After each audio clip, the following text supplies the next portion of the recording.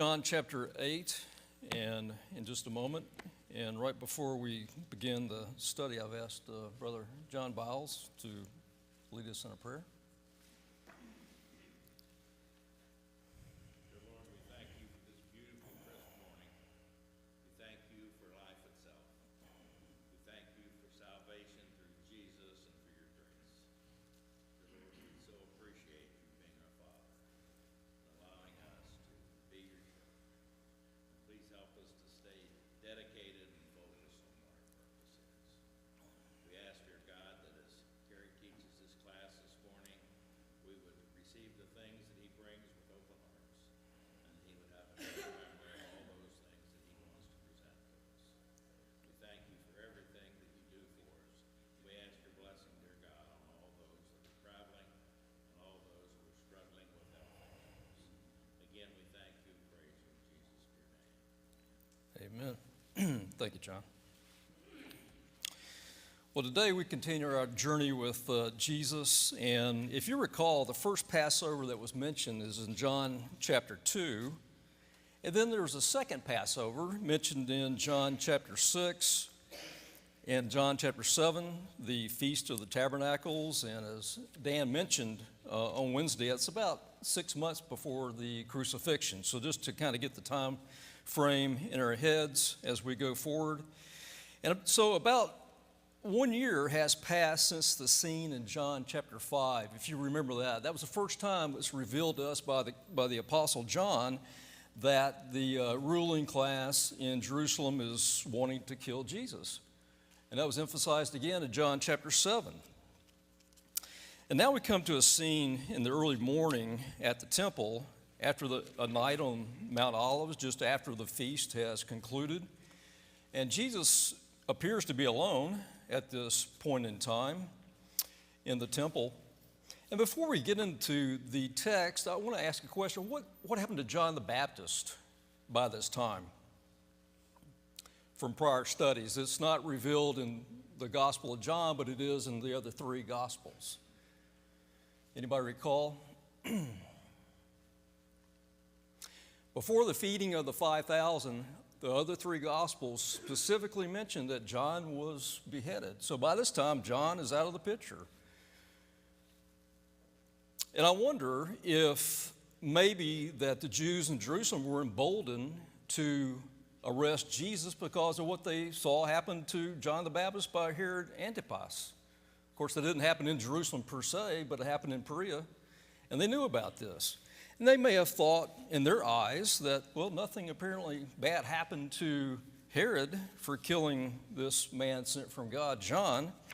So maybe we can get away with arresting Jesus and doing away with him.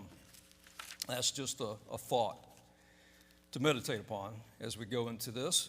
And maybe the ruling class, the Pharisees in Jerusalem thought, well, it's time to retool our attempt. They were angry. You saw how angry they were at the end of John chapter 7 because of this failed attempt to arrest Jesus. And so they're going to try again in John chapter 8 to trap him in some kind of way. So that's the scene, and I pulled up a slide. If I can find my control.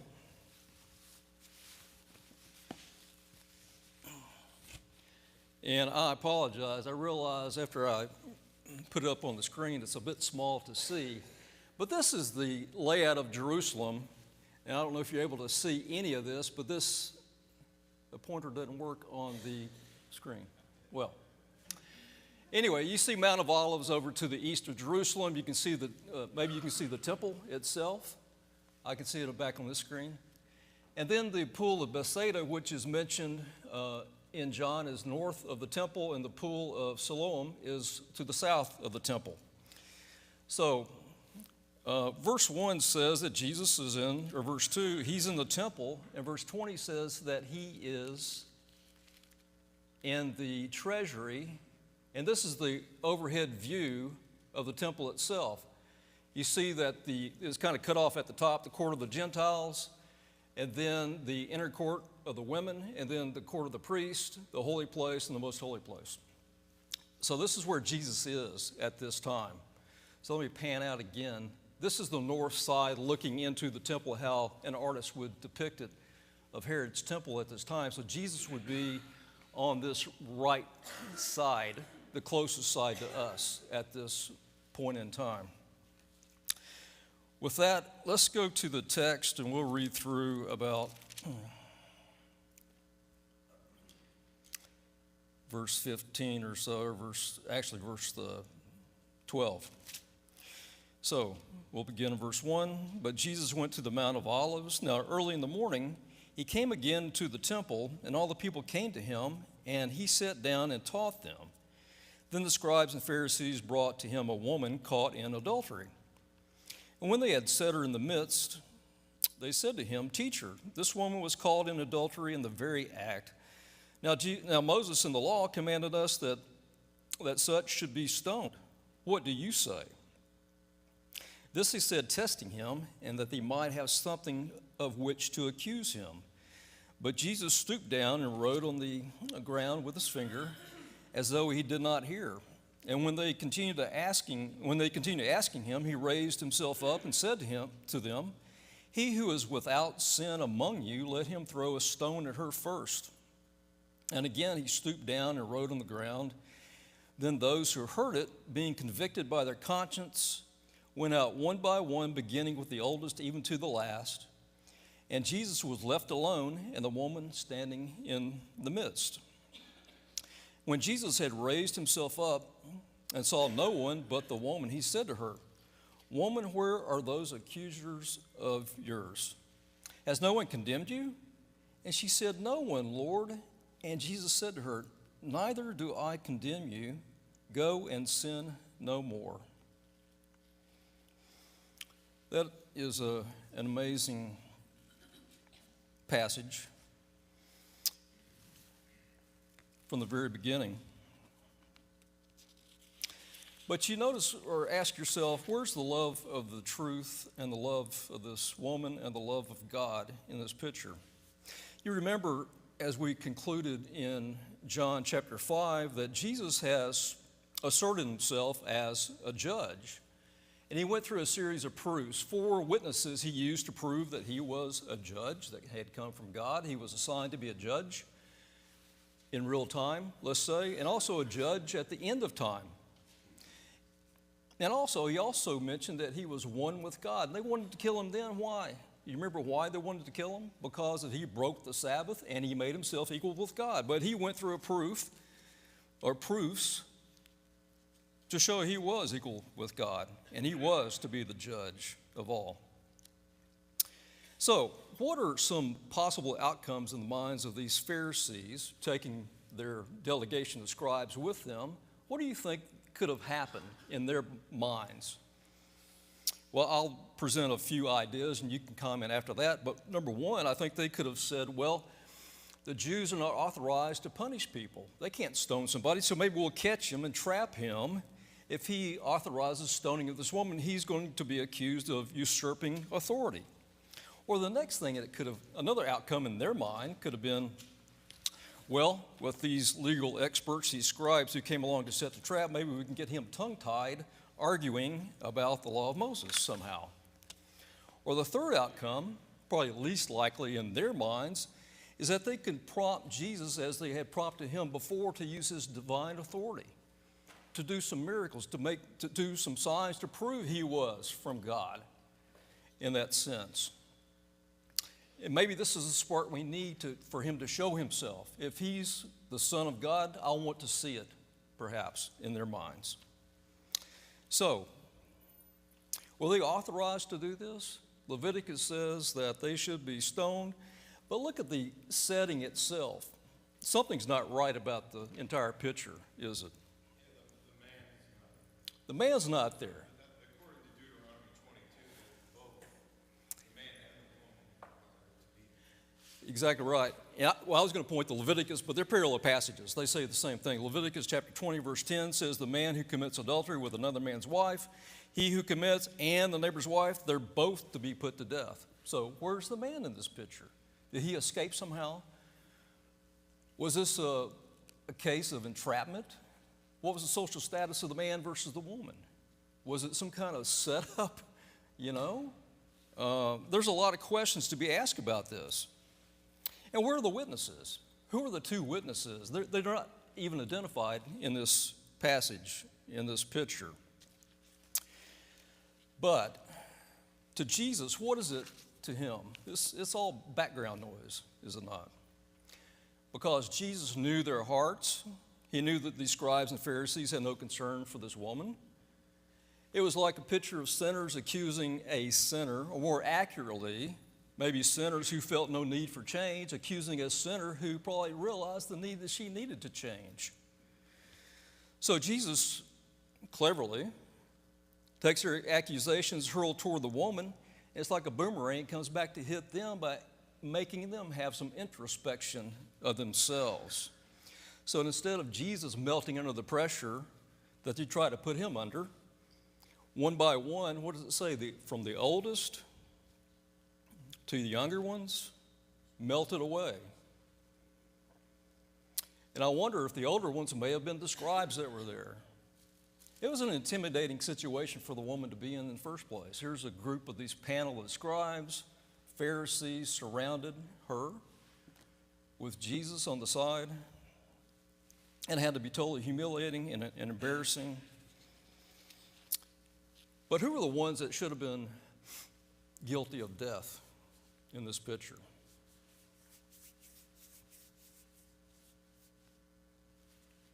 The woman had sinned, but what about the Pharisees and the scribes themselves? In reality, under the law, they had done things that would have led to death under the law of Moses. They had blasphemed. They had hated God. They rebelled. They spoke against the anointed one of God. It's almost like the picture that you see in Numbers. Yes, Bob. I think Jesus handled it graciously where he turned it around on them, on the Pharisees and those that condemned her. And he did condone her sin. He told her to go and sin no more. Right.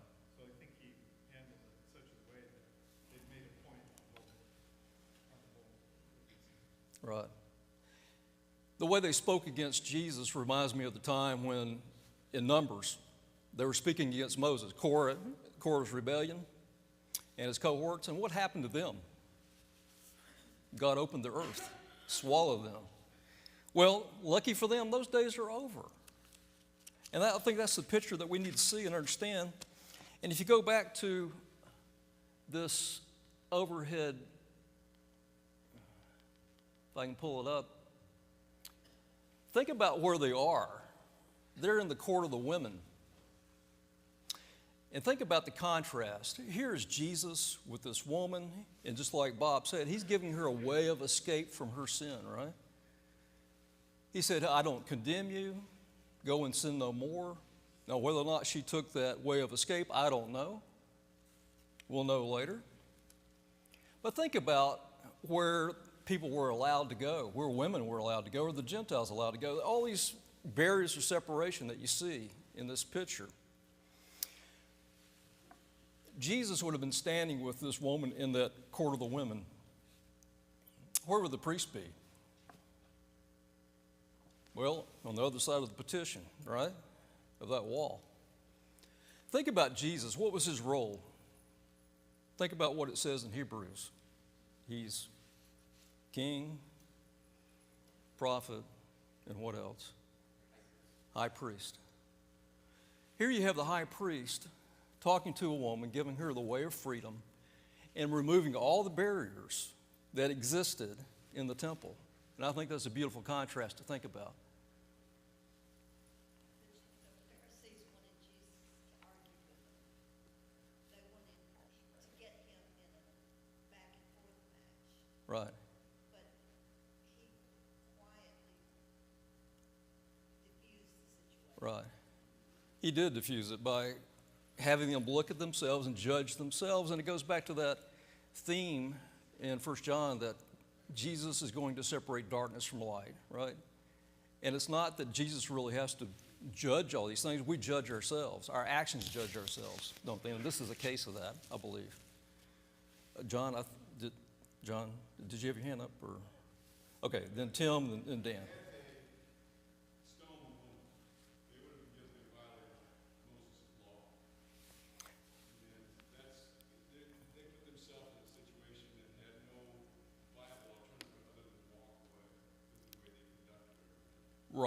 there was absolutely no protocol in place here. It was out of order. And there was a protocol because Nicodemus tried to insert protocol in chapter 7, didn't he? And we'll see a protocol in place in chapter 9. So you know there's a procedure for this. And they just violated all those things. So you're right about that, Dan. So there's two things here. Number one, she would have never, according to the law, been brought before the Sanhedrin by herself because they would have refused the case anyway. But number two, I find it interesting, and I think we should talk about this verse 6. Because at the end of the verse, it says, Jesus stooped down and wrote on the ground with his finger as though he did not hear. That's added by commentators as though he did not hear. That we should probably completely ignore that because it assumes something about Jesus that we don't know. Number one, we don't know what he wrote. I have always assumed that it was something having to do with this case, maybe Old Testament scripture, but it Yeah. is the only time we ever see Jesus writing. And so it draws our interest. Attention to that, right. So, but anyway, we don't know why he wrote, but he did it twice. And apparently it had something to do with it because they all walked. So, It was effective. Right. Okay. Anything else about this scene? well, the other piece of it, Jesus forgives her. He said, go sin no more. Because his accuser couldn't bring about accusation even though she was guilty. And when you think about why this was written, God, who can forgive? God. Jesus has done that. Right. And that would have been again, if the Jews heard that, if they had not left us, oh, here you could claim to be God, and no one can forgive sin. No one can forgive sin except God. And he could say, yeah, that's what I've been telling you. It's another example, I think, kind of like we talked about in John chapter 5 when he is healing on the Sabbath. He's not breaking the Sabbath laws, he's defining the Sabbath laws. And it's showing that their concept and, in reality, the law of Moses fading into the background, like this in this picture here, all these degrees of separation under the law of Moses are fading into the background and emphasizing the grace that comes through Jesus Christ. And that's the theme exactly from John chapter 1, grace over grace, right? Jesus being full of grace and truth. And that's exactly what I think is this picture in this scene in John chapter 8. So, any more about this, and we'll move on to the next part. I look at this as kind of like three parts. Of course, this story about this woman, and then the second part is Jesus is directing his attention to these Pharisees again. And then the third part's going to be he's addressing his attention or focusing his attention on the group listening, watching what he says to the Pharisees. So just kind of keep that in mind as we go on. So in the second part, there's kind of a sudden pivot when you get into verse 11 and 12 on down. There's another verbal exchange with the Pharisees, and how much time later in the day, I don't know, it doesn't tell us, but it has a very similar format and ring to it as John chapter 5. Of course, chapter 5, there was a person with crippled legs, followed by a lesson of who Jesus is at the temple. And in John chapter 8, there's, instead of a crippled body, there's this person with a crippled heart, followed by a lesson of who Jesus is at the temple. So Jesus, in this case, starts with a premise by saying, I am the light of the world. He who follows me shall not walk in darkness, but have the light of life. I love this succinct phrase because if I had to wrap up, if somebody asked me, can you wrap up what John is all about? I would say that it means what it means to walk with Christ and the cost and benefits of being a disciple of Christ in a nutshell. And when he says that I am the light of the world, I think it encompasses more than just leading people to the gospel. It really, if you go back and look at, in particular, Isaiah chapter 42, Isaiah chapter 49, and Isaiah chapter 60, it talks about a kingdom with a king, of course, and people being drawn from all nations to this kingdom. And Psalms have some beautiful language, too, about the light itself. But I do want to point out Isaiah 49, verse 6, and I'll just read it. If you want to turn over to it, that's good. But it says, is it too small a thing, again, Isaiah 49, verse 6, is it too small a thing that you should be my servant to raise up the tribes of Jacob and to restore the preserved ones of Israel? I will also give you as a light to the Gentiles, that you should be my salvation to the ends of the earth. So there's profound statement when he says, I am the light of the world, and he separates darkness from light, and he's bringing all these other nations into the kingdom. And that's the idea. Again, if you look at these walls of separation up here on this plan, there's no more court of the Gentiles, there's no more court of the women. There's no more separation of the priests from the people. So it's a beautiful concept to look at and think about as Jesus leads us through here. So what's the response from them? Yes.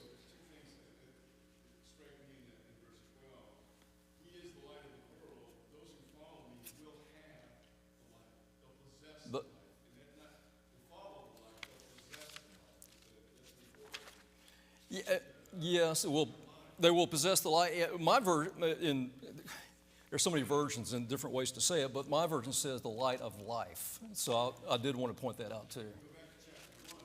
Right.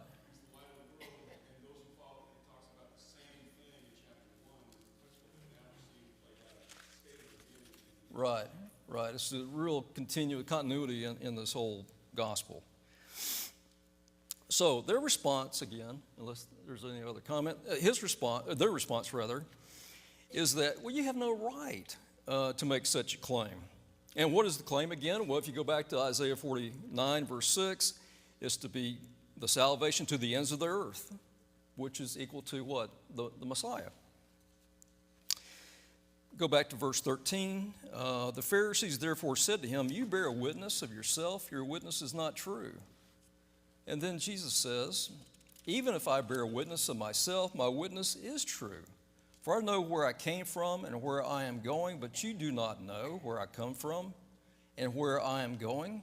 You judge according to the flesh. I judge no one, and yet if I do judge, my judgment is true. For I am not alone, but I am with the Father who sent me.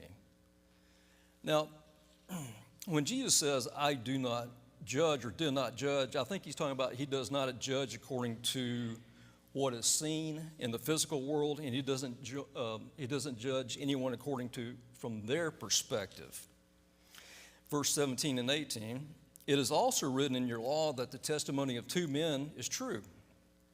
I am the one who bears witness of myself, and the Father who sent me bears witness of me. Think about the contrast just for a moment. If you had read all the way from John chapter 5 through John chapter 8, maybe into John chapter 9, something's going to pop out in your reading. When he says that his witness is true here in verse 14, what did he say in John chapter 5? He said, exactly, Marcia, he said, my witness is not true. So what's happened here? What's the difference? I think it's worth discussing.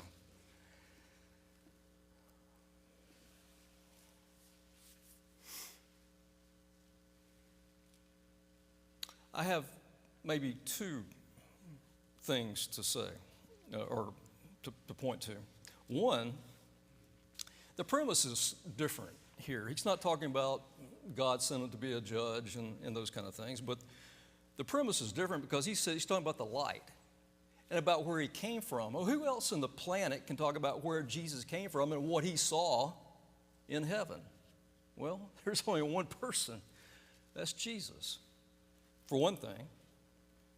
So I think he's talking about the whole concept here of heaven and what he came to show us from heaven. So he's talking about the light from heaven itself, I believe. The second thing is that once he established his 4 witnesses and proved or made the proof that he was equal with God, it stands forever. Does it not? He had the 4 witnesses. Do you recall who those were? John the Baptist, the works themselves, God the Father, and then Moses and the law. Well, it's almost like, how many witnesses were they supposed to have in the law of Moses? 2. Here he had 4, so it's kind of like he had a double proof, in essence. So once he's established this, what else is there to establish? He is equal with God. So once he made that point in John chapter 5, it stands forever. And what's the only thing impossible for God? To lie. So whatever Jesus says is what the Father is saying. And he's going to make that point over and over in this text. He can say, I don't judge, and turn right around and say, I judge, because whatever the Father judges, he judges, and vice versa. You can't separate. Right, you cannot separate. He's not saying, independently of my Father, I make this judgment. We both were in the same place, we're always in harmony. And so these statements come out, when you remember that, it clarifies itself. Yes, it certainly does. I mean, so does that make sense, what we just went through quickly? Any other thoughts or comments? The verse that we mentioned, referenced, is in Hebrews chapter 6, 13 through 18, where it talks about it's impossible for God to lie, just for reference and as we move on. Now we're down to verse 19. Then they said to him, where is your Father? And Jesus answered, you know neither me nor my Father. If you had known me, you would have known my Father also. And these words Jesus spoke in the treasury as he taught in the temple, and no one laid hands on him, for his hour had not come. Well, again, we noted that since John chapter 5, they wanted to kill him, and they wanted to kill him, as we mentioned, because he made himself equal with God. And he says it again here. Well, did that slow Jesus down when they told him that? I went back and just did a word search or a phrase search in John, the Gospel of John, and it mentions my Father, Jesus, in this kind of format 123 times. So Jesus didn't slow down one bit. He even emphasized it over and over and over.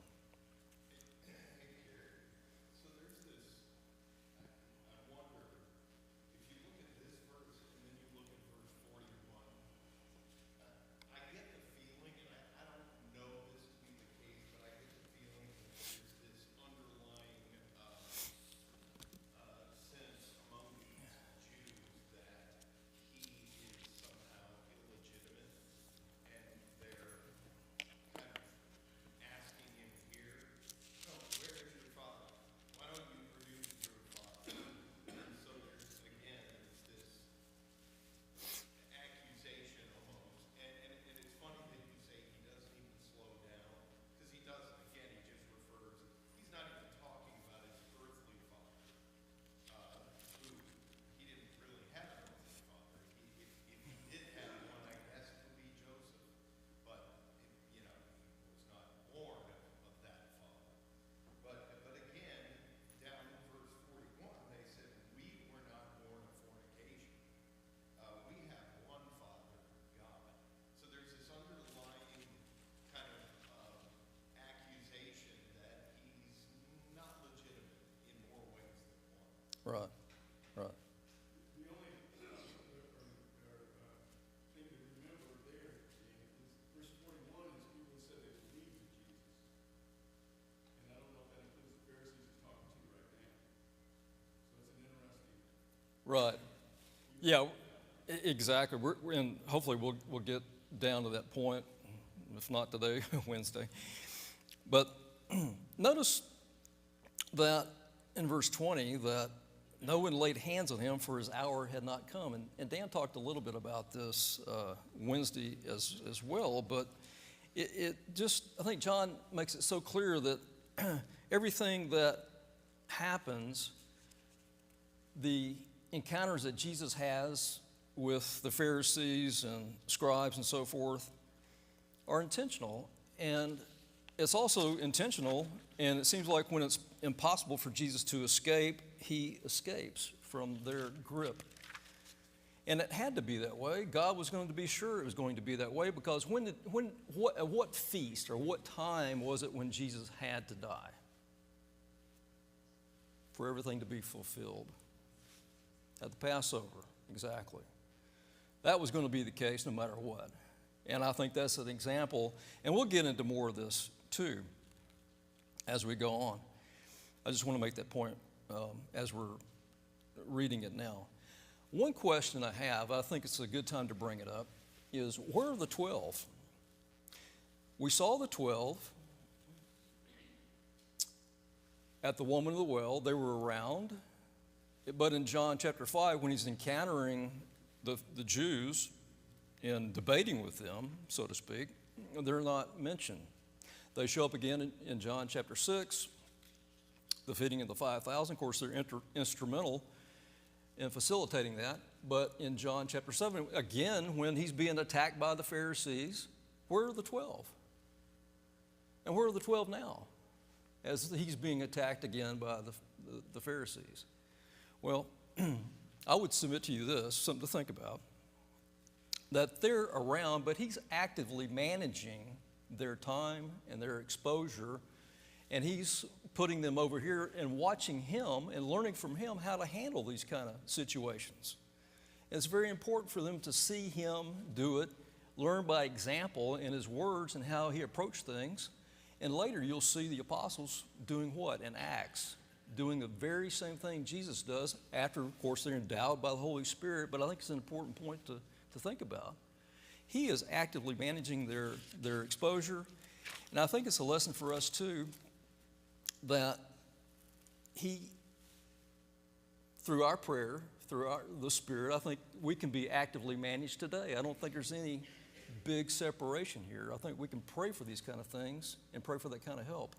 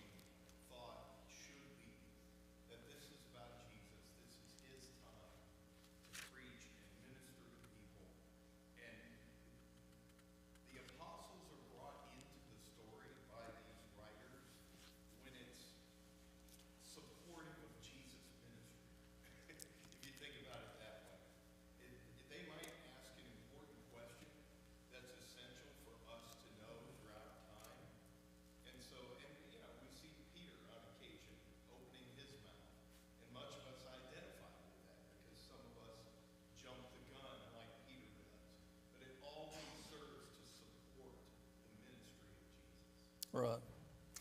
Kerry, Yes. actually don't think they're with him at this point, because this is all a continuation of the timeline through the Feast of Tabernacles.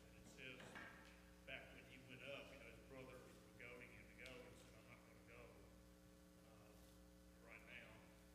And it says he went up privately to Jerusalem. So I don't get the idea that he's there with him. I think they're in the background because they show up in chapter 9. They're there at the feast, I believe. So, but the point is, and I want to bring this out because I think what Paul says to us in chapter 10, verse 13 is applicable because it says that God is faithful. He will not allow us to be tempted beyond what we're able. In other words, He's not going to give us more than we can handle before we're ready for it. And He always gives us a way of escape. And I think it's an important concept because He gave that woman, the woman who was accused of adultery, a way of escape. He gives us a way of escape, and He's going to give them a way of escape too as we read through this text. And that's where He's getting to in the next section here, back to verse 21. And He said to them again, I am going away, and you will seek me, and you will die in your sin. Where I am going, you cannot come. So the Jews said to Him, will He kill Himself, since He says, where I am going, you cannot come? And He said to them, you are from below, I am from above. You are of this world, I am not of this world. I told you that you would die in your sins, for unless you believe that I am He, you will die in your sins. Well, this conversation is almost like the same one that He had in chapter 7. And Jesus says, you will seek me. And what does that convey? What idea does that convey? You will seek me. It kind of conveys the idea in my mind that they will be looking for Him, wanting to find Him for that way of escape. But for many of them, it would be what? Too late. And so the message for us is don't get in the same box that they're in and be too late. But He gives them a way out. He said, unless you believe that I am He, right? What does that mean? Believe that I am He. What is he saying there? How do we define I am He? Is it He's a prophet?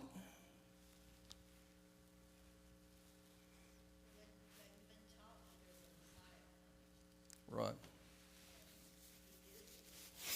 Right. Yes. I think it's an important phrase to think about. I think there's two perspectives. One is the perspective of Jesus Himself, and then number two, the people who encounter Jesus and respond to Him. Think about what we have seen so far.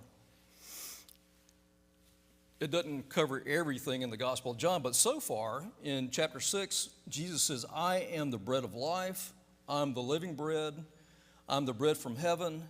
And here in John chapter 8, He says, I am the light of the world. So that's from Jesus' perspective. What about the people who encountered Him and responded to Him in different ways? Well, you recall in chapter 1, Andrew said what? We have found the Christ. Philip, also in John chapter 1, says, we have found the one of whom Moses in the law and the prophets spoke. Nathanael, you recall him and what he said? What did he call Jesus? The Son of God and the King of what? Israel. The Samaritan woman called, and her other people from the town, said, this is the Christ. We know He is. And they called Him the Savior of the world. The adulteress in John chapter 8 called Him what? And this is why I agree with Tim. I believe she took the way of escape. She called Him what? Lord. Right. Not a prophet, not rabbi, but Lord. I think that speaks to her heart, her repentant heart, let's say. Were any of those people that I just listed from Jerusalem except for the woman in adultery? None. And what does that tell you about Jerusalem, the citadel of thought, philosophy, theology, eschatology? What does it say about the culture that they were caught in? Doesn't it tell us how blinded people can be because of culture, the norms that they get locked into? And the same thing can happen to us today, Tim?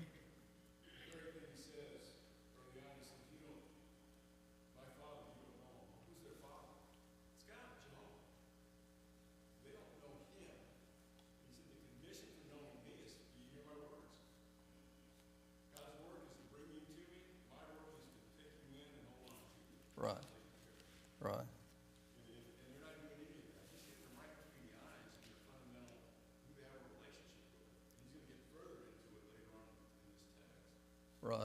right. This chapter is like layer after layer, and it explains in more detail what we just looked at as we go through it. Now, I think I heard the first bell, so we're almost essentially out of time. But just remember, and as you study through John, it's just always good to make these comparisons and contrasts from all these encounters that we look at and what lessons we can learn from that and gain from that, such as the Samaritan woman versus the Pharisees. The simplicity of the heart, or the honest heart, open and able to listen to what Jesus is saying, and those who already have their mind made up, they can't change because they're stuck in this paradigm, perhaps. Any other questions or comments before we just wrap it up? And we'll plan to finish this on Wednesday, and maybe get into part of chapter 9 too, if you're reading ahead. Anything? Anybody? Okay. Well, thank you.